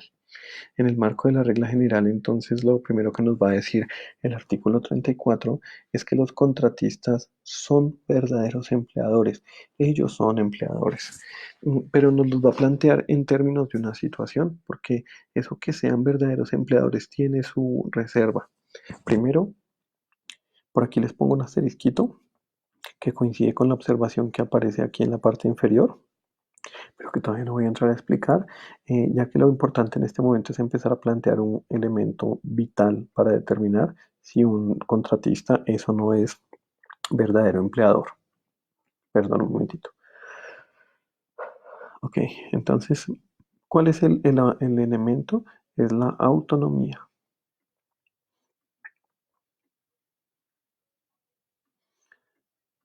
¿Qué va a pasar con la autonomía? Resulta que para el derecho del trabajo se considerará que un contratista es un verdadero empleador en la medida en que goce de autonomía técnica, administrativa, financiera y demás. Situación que vamos a ver reflejada en la manera en que nos lo va a definir la norma. No obstante, antes de abordarla, tengo que hacer dos precisiones.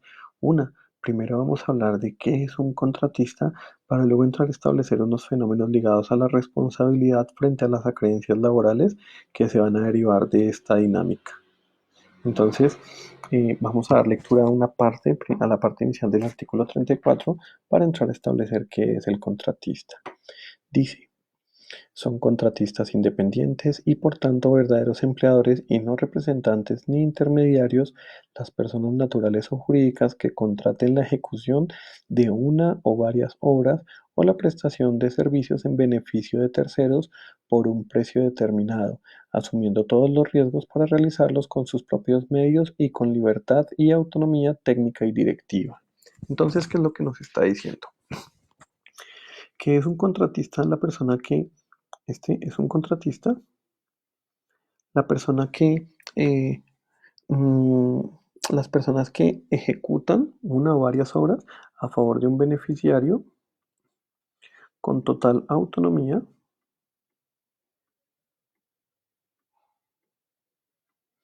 asumiendo ellos entonces el marco de esa autonomía, pues la que tiene que ver con autonomía técnica, administrativa y financiera, pues por un determinado precio. ¿Qué va a pasar acá entonces? Que ese contratista para poder cumplir con la actividad con la que se ha comprometido va a tener que contratar trabajadores. Y en principio la relación laboral va a estar aquí. Aquí es donde va a estar la relación individual de trabajo.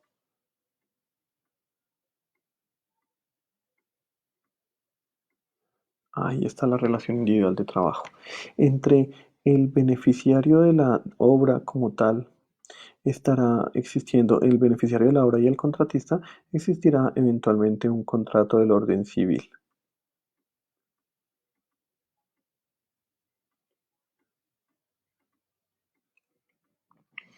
Ahora bien, en esta dinámica, por lo menos por regla general, nos vamos a encontrar que quien va a responder por las acreencias laborales de los trabajadores, en este caso, será directamente el contratista, razón por la cual en principio no habrá lugar a que los trabajadores de ese contratista reclamen acreencia alguna de cara al beneficiario de la actividad. Háganse ustedes más o menos la siguiente idea en sus mentes. Yo, Fred Alexander Niño Cortés, soy abogado y entonces tengo un lote ubicado en el municipio de Tenjo, Cundinamarca. Un día cojo y llamo a Marilo o a Ospinas o a la constructora que ustedes quieran y le digo, venga, necesito que construya una casa sobre este predio para mí. Ellos me van a cobrar a mí un precio por esa actividad, ¿cierto? Y pues yo pago a ellos. Ellos van a determinar en el marco de la autonomía técnica, administrativa y financiera cuántos trabajadores ponen, con qué frecuencia van a trabajar, dónde compran las materias primas, a qué personas vinculan, qué personas desvinculan. Es decir, ellos se van a encargar de absolutamente todo. Yo como beneficiario la única obligación que va a tener es la de pagar. Así como ellos entonces son quienes van a determinar esto, ellos son quienes van a determinar con quienes establecen relaciones laborales para ejecutar la actividad que yo les he contratado. Y bien podría pasar, por ejemplo, que yo cojo y le pago todo el dinerito a ese contratista. Yo le pago el dinero completo de la obra a ese contratista. Y ese contratista termina con la ejecución de la obra, pero antes de pagarle a sus trabajadores, este señor se nos pierde.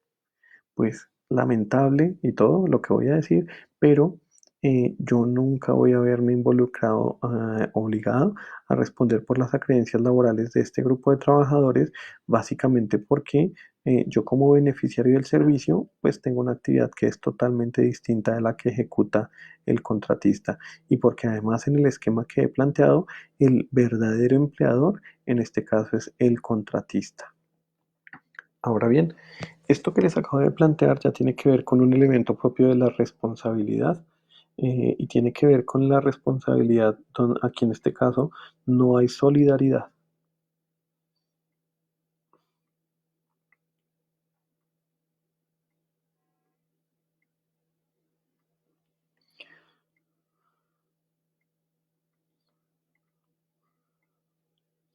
Aquí no hay solidaridad. Uy, caray, perdonen que esa se me fue larga. Aquí no hay solidaridad y entonces como en este caso no hay solidaridad, el elemento que va a hacer que no haya solidaridad es que la actividad que yo desempeño, la actividad que yo ejecuto, que yo ejercito, es distinta de la actividad que ejerce el contratista. Como se dieron cuenta, el ejemplo inicial que les puse fue yo, Freddy Alexander Niño Cortés, abogado, contrato a un contratista que se dedica a la actividad de la construcción. Luego entonces nuestra actividad económica es distinta, la abogacía frente a la construcción.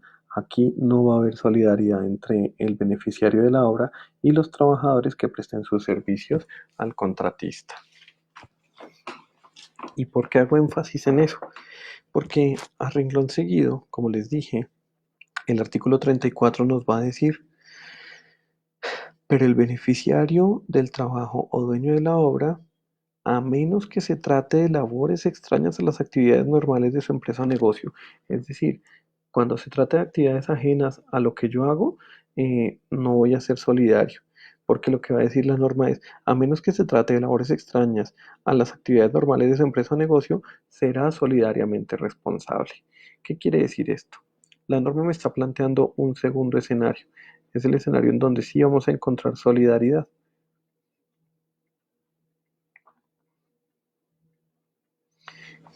¿Qué es lo que nos va a plantear la norma aquí? La norma nos va a decir que cuando yo beneficiario tengo una actividad C y contrato a un contratista para que ejecute una actividad que es la misma o similar o conexa, contratando a su vez este segundo trabajadores a su cargo para ejecutar la actividad, pues eventualmente teniendo esta situación aquí arriba en cuanto a la actividad, podemos llegar a ser solidarios, el beneficiario, frente a los trabajadores el- del contratista, a pesar de que el contrato individual de trabajo se encuentra suscrito o celebrado entre estos dos, yo puedo llegar a tener responsabilidad solidaria ahí frente a los trabajadores. Entonces, en el primer ejemplo yo les decía a ustedes, imagínense, yo pagué el dinero completo, pero yo soy abogado y ellos son constructores. Cambiemos un poco el ejemplo acá. Yo pagué el dinero completo, yo soy constructor, ellos son constructores. Y además de eso, pues la construcción en la que ellos vienen, por ejemplo, lo que hace es complementar algo que yo estoy trabajando. Si la cosa llegara así, a ser así, ¿cómo podría funcionar esta situación? Imagínense que yo beneficiario, constructor, contrato a contratista, constructor, le pago el dinero de la actividad que necesito que desarrolle, él termina de construir las obras que le pido y antes termina de construir las obras, pero no le paga a sus trabajadores. Como los dos compartimos la misma actividad o tenemos una actividad similar, los trabajadores de ese contratista pueden venirse y cobrarme a mí. Y por disposición normativa, yo estoy obligado a pagarles. Eventualmente después podré llegar y repetir contra el contratista para que me devuelva, pero pues en principio, por esta situación frente a la actividad que yo ejecuto de cara a la actividad que ejecuta el contratista, si son iguales, similares o conexas, hay lugar a que opere la solidaridad. Y es básicamente el fenómeno que se explica en estos dos apartes. La responsabilidad, va a haber solidaridad cuando la actividad desarrollada por el beneficiario es similar, igual o conexa con la actividad que desarrolla el contratista. No hay solidaridad cuando la actividad desarrollada por el contratista es totalmente distinta de la actividad desarrollada por el beneficiario. Con esto voy a volver a la caja de comentarios para validar qué dudas o inquietudes pueden tener al respecto, y pues si no, seguiremos exponiendo como tal el tema. Les agradezco. Vamos a mirar a ver.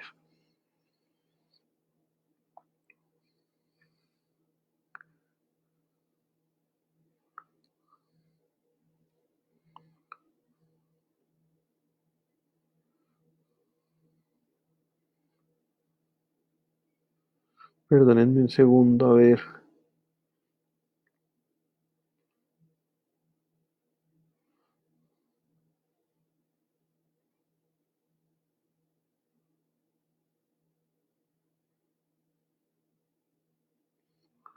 Bueno, muchachos, entonces, miremos qué preguntas. Jorge Linares. No, no han formulado ustedes más inquietudes. Tenemos 35 personas conectadas en este momento. Voy a seguir exponiendo el tema. Ya nos falta la última parte del cuadrito y con eso digamos que terminaríamos el tema que vamos a ver el día de hoy. Pues quedaré muy atento a las preguntas que sigan surgiendo en el desarrollo de la sesión de clase para absolverlas en tiempo real. Mm, Nos queda entonces en este momento entrar a hablar acerca de los simples intermediarios, que son los mismos intermediarios a los que hacía alusión el literal B del artículo 32 y pues que además tiene que ver mucho con el asterisco que está aquí encerrado. Básicamente porque la norma nos va a plantear dos situaciones. Una, de quiénes son simples intermediarios. Frente a esa no vamos a hacer mayor énfasis. Explicaremos un poco el concepto. Y dos, la que tiene que ver a que el fenómeno que se suscita cuando un contratista independiente, por aplicación del principio de primacía de la realidad, resulta que termina no siendo contratista, sino un simple intermediario. Entonces, ¿cómo funciona esto? Mm,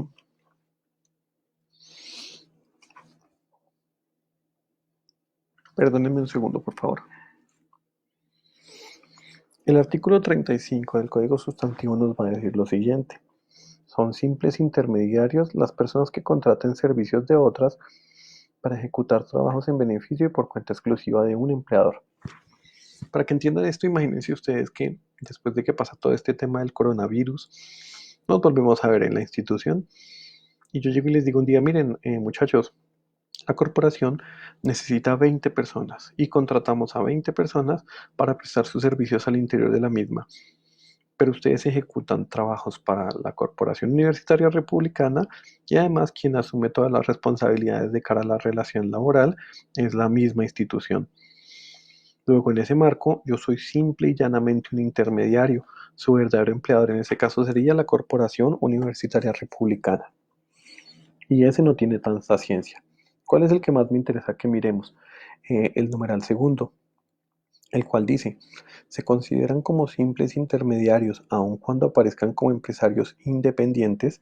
¿Qué quiere decir? Estamos hablando de una persona que ha tenido que emprender algún tipo de actividad para aparentar ser un empresario independiente sin serlo.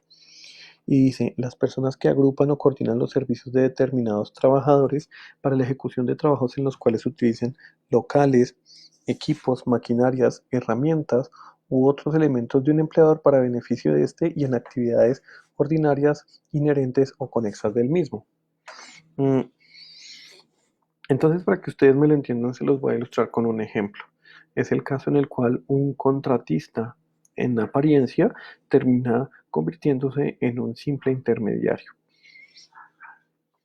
En todas estas dinámicas de las empresas de servicios temporales, hace algunos años atrás, con un cliente muy importante que nosotros teníamos, él llegó y nos dijo, señores de empresa de servicios temporales, imagínense que se me presentó una empresa de outsourcing y me ha dicho que para qué me sigo enredando la vida teniendo trabajadores a través de empresas de servicios temporales, si básicamente el mantener ese tipo de relaciones son muy riesgosas para mí.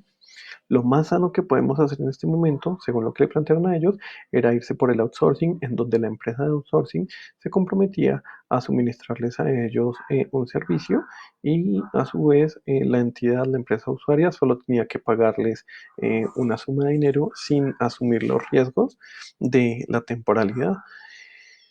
Ah, Cuando ellos nos cuentan eso, nos lo dicen, es como, miren a ver qué se inventan para efectos de que nosotros pues podamos seguir trabajando con ustedes.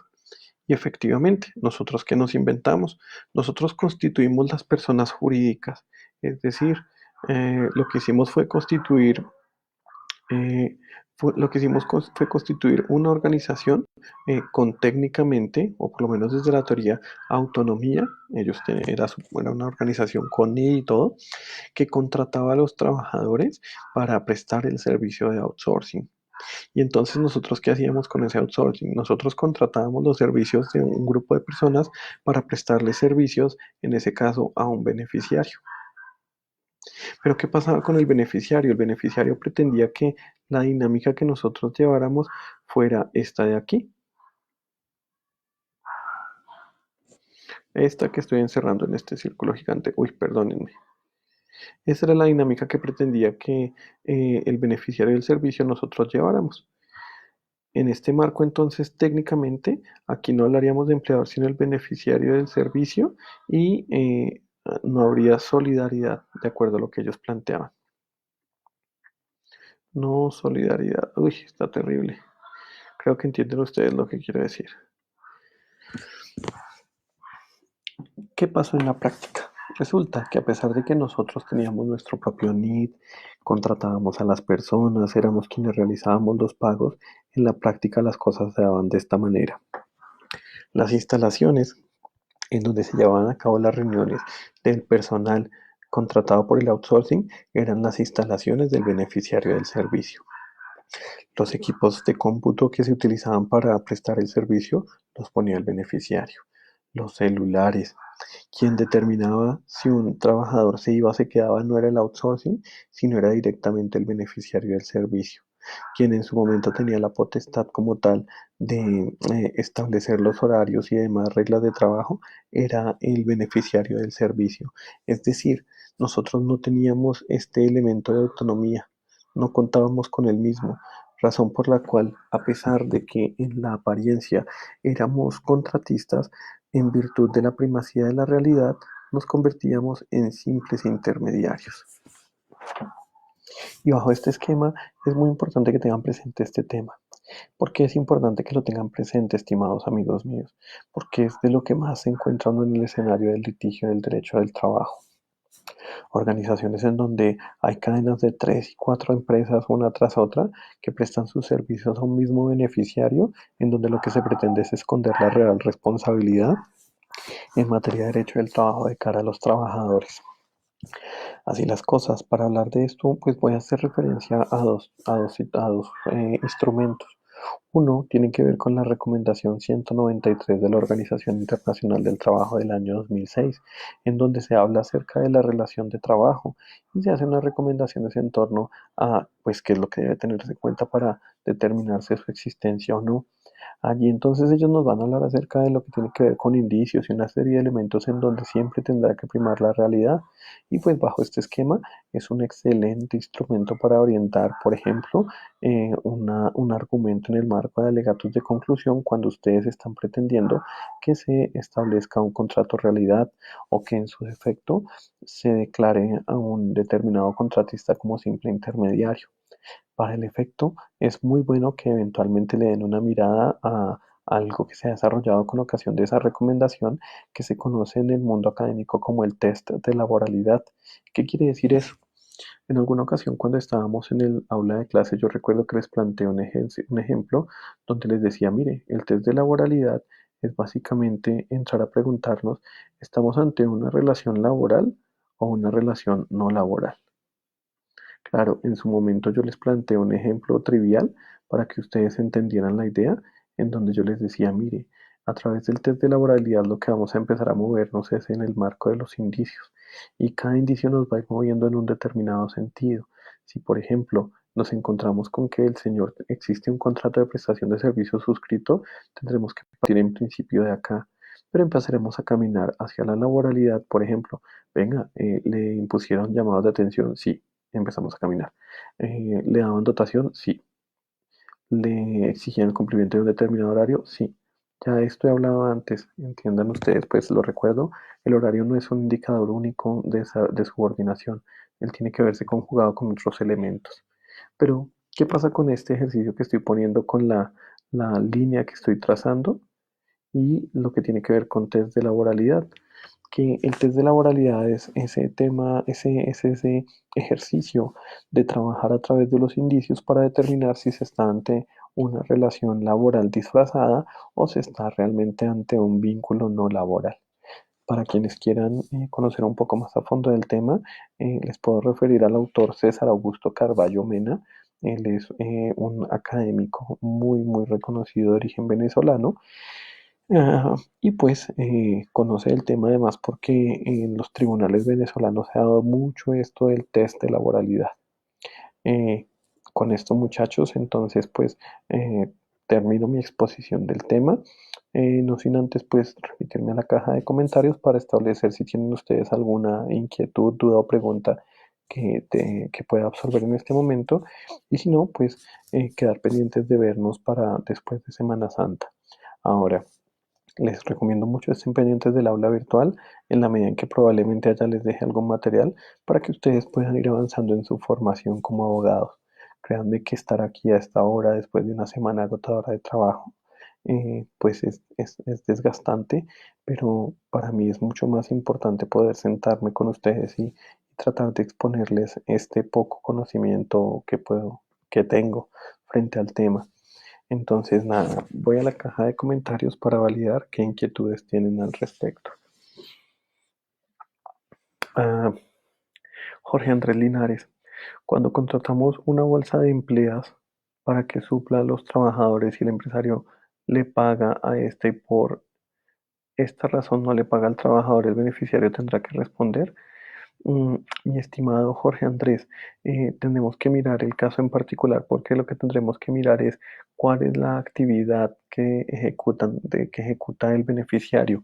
No entiendo cuando usted me dice una bolsa de empleas. Le pido por favor formule un poco mejor su pregunta para poder explicarle y responderla. Ah, Profe, ¿cómo se relacionan las responsabilidades con el sistema de gestión y seguridad en el trabajo? ¿En cuál de todas las figuras, mi estimada Dora? ¿En cuál de todas las figuras? Porque, a ver, si lo hablamos de cara al contratista, el contratista al ser un verdadero empleador tiene la obligación como tal de asumir todo lo que está asociado al sistema de seguridad y salud en el trabajo de sus trabajadores. Entonces, si lo preguntas por ahí, ese sería uno. Si eventualmente se hace en el marco de un contratista que figura, que degenera, entre comillas, a un simple intermediario, pues lo que vamos a tener, mi estimada Dora, es que pues el responsable vendría a ser directamente el beneficiario de la obra que en este momento ya dejó de ser un simple beneficiario para convertirse en el verdadero empleador. Pero tendría uno que mirar el caso puntual. Jorge Andrés, por favor, estoy esperando que me aclare un poquito la pregunta para poder responderla. Mientras tanto, y pues ya para ir pues cerrando nuestra sesión, quiero agradecerles a todos por el tiempo que me han dedicado en este momento. Sé que no es sencillo, muy seguramente después de estar sometidos al estrés o aquellos que gracias a Dios pues tienen su trabajo en este momento y a muchas otras situaciones, estar sentado por espacio de casi 2 horas escuchando a una persona hablar y hablar y hablar y hablar y hablar. Pero créanme que este tipo de esfuerzos son necesarios y sobre todo van a ser tan gratificantes para cada uno de ustedes cuando alcancen la meta que se han propuesto, que les llamo a que no desfallezcan, a que se mantengan en pie de lucha, a que sigan dándola con toda, aún con las vicisitudes que se nos presenten, sea por COVID, sea por temas de trabajo, por lo que sea, no desfallezcan en este proyecto, en este plan de vida que han emprendido para tratar de, pues para convertirse en abogados. Entonces no desfallezcan. Mi estimado José Cataño, tranquilo, no se preocupe. Sé que está desde otra cuenta, no hay ningún problema, mi amigo. Finalmente, pues, ¿qué más les cuento? Tan pronto cierre esta sesión, el video, la grabación de lo que hemos hablado el día de hoy va a quedar cargada en el Facebook. De igual modo, si ustedes quieren, ahí también están cargadas las clases de los otros 3 grupos. Tienen acceso total a ello, total a ellas, pues para que ustedes puedan retroalimentar una y otra vez esta información. De verdad es muy grato saber que están bien. Me alegra mucho saber que están bien porque en la medida en que están aquí sentados así sea escuchándome hablarles un rato, sé que desde donde están bien. Entonces nada, entiendan que todo este esfuerzo es para lograr que ustedes sean buenos profesionales. Estimados míos, no me queda más en este momento que despedirme. Les agradezco mucho por su tiempo, por su dedicación y créanme que eh, espero que la vida y todo el ejercicio profesional sean de lo mejor para ustedes, pero que en ese caso dependerá mucho de lo que ustedes hagan para que así sea. Así que entonces yo veré muy juiciositos, por favor, leyendo el material y mirando los videos. Voy a proceder a cerrar sesión, no sin antes pues desearles una muy feliz noche a todos y las más grandes de las bendiciones. Mm, Espero verlos pronto para poder reírnos y tomar del pelo como lo hacíamos eventualmente en desarrollo de nuestras clases. Tengan muy feliz noche, estimados estudiantes.